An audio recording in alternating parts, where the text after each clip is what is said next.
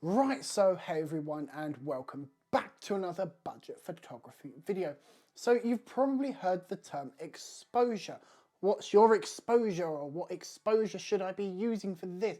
But what is exposure? Well, exposure is how you set your camera up to take an image. So as we all know, a camera has a shutter button and it takes pictures. Just like that.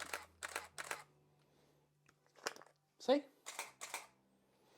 Now, I need to delete them later because there's a memory card in this. I should turn this off.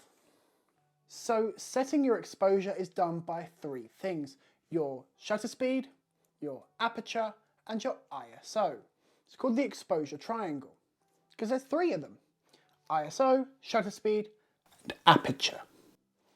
Now, first of all, what is ISO? ISO is basically artificial noise to your camera. It's making the camera more sensitive to light. So at the moment I am currently shooting on a 1/60th at an f4 with an ISO of about 800. I can change them settings by just coming over here and increasing my ISO. So now let's go through them. There we go. So now this hot garbage is ISO 6400. This is an overexposed image. This is what an overexposed image looks like. Then we can go even higher. This is ISO 12,800. You guys can't even see me. I'm kind of blending in over here and you can't even see me. So let's just change that. Now this is auto ISO, so I don't know what the auto settings are because it just says auto. Now this is ISO 100. This is an underexposed image. Now normally you would kind of just expose your shutter speed. It won't let me adjust my shutter speed while I'm recording apparently. Let's see if we can. Yes, we can. Now what you can do in photography is you can just adjust your shutter speed to match your ISO so that it looks a bit better. But when you're shooting at 30 frames per second, it's best to have a shutter speed of 1/60th. I'm going to move my light panel here because I keep trying to kick it. So we change that to 1/60th because at the moment this is 1/30th. It's not going to let me do it there, so we'll do it here. There we go. And now we've got an underexposed image. So we change our ISO and we bring the ISO back up until we have a perfectly nice image. So we've done ISO. So what's shutter speed? I did kind of touch on shutter speed in the beginning just now, but what actually is shutter speed? Well, inside of your camera just here, just flip that up.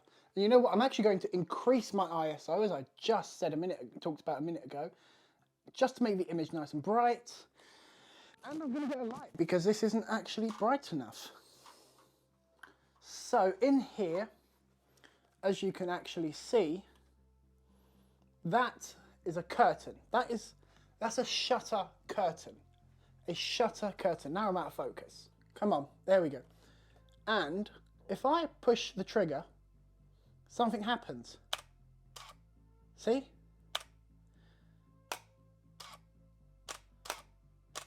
That's what happens with a DSLR, and then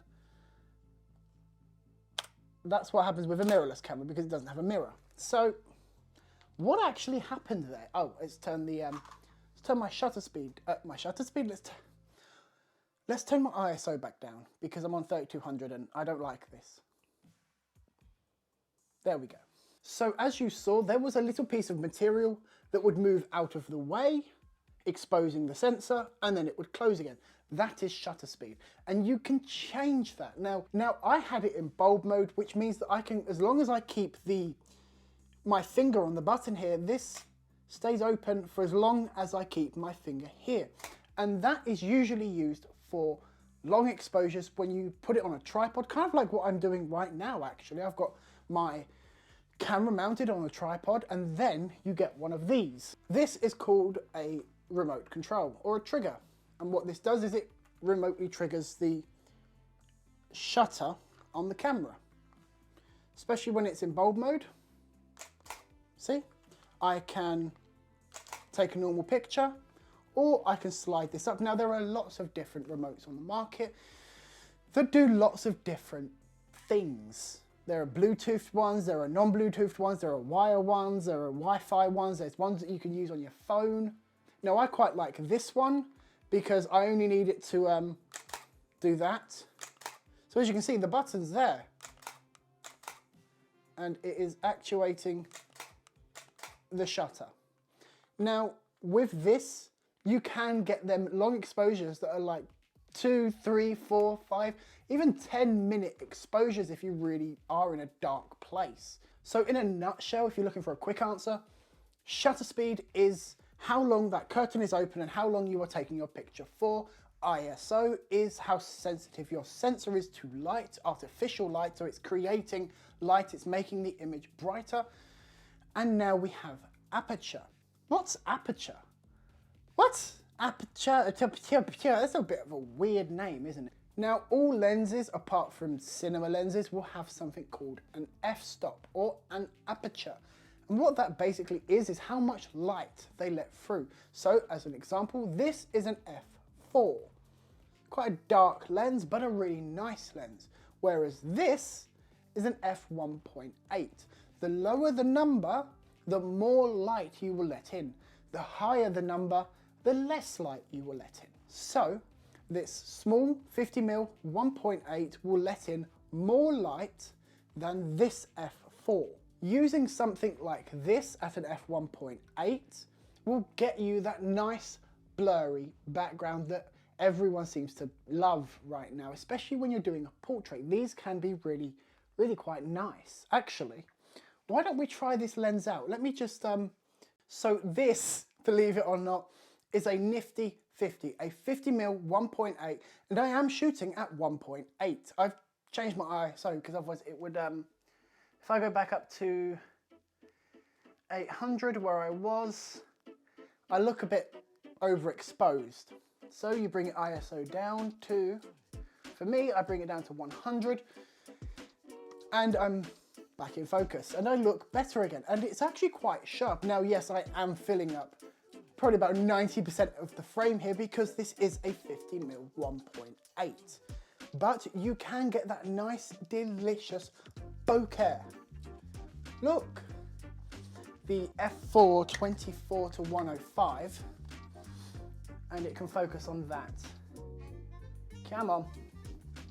You know what, I'm gonna manual focus this because it doesn't seem to want to focus. So now I am out of focus, I'm just a big blur, and this is nicely in focus. This looks really nice to me. I can see it on the little monitor just off to my right and your left. That looks really, really nice. So this blur that you're seeing right now, where the lens is struggling to focus, is the depth of field which you will get on a lens like this. Let's change back over to a wider lens so you're not like that. Hello. Actually, there's in focus. Should I just stay like that, or is that just too creepy? No, that's probably too creepy. My eyes tend to, my eyes wander. I've got a lazy eye.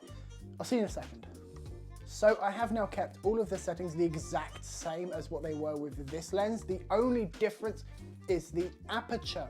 The aperture on this lens is an f3.5 to a 5.6. So if I zoom in, it's even darker. This is an f5.6. Horrible. So, whoops, I've just kicked my tripod. To compensate for the lower aperture, I need to higher my ISO to about 800. Actually, 400. Looks pretty good. And I kicked my tripod just now, so I'm gonna just move you guys over a smidge. There we go, that'll do.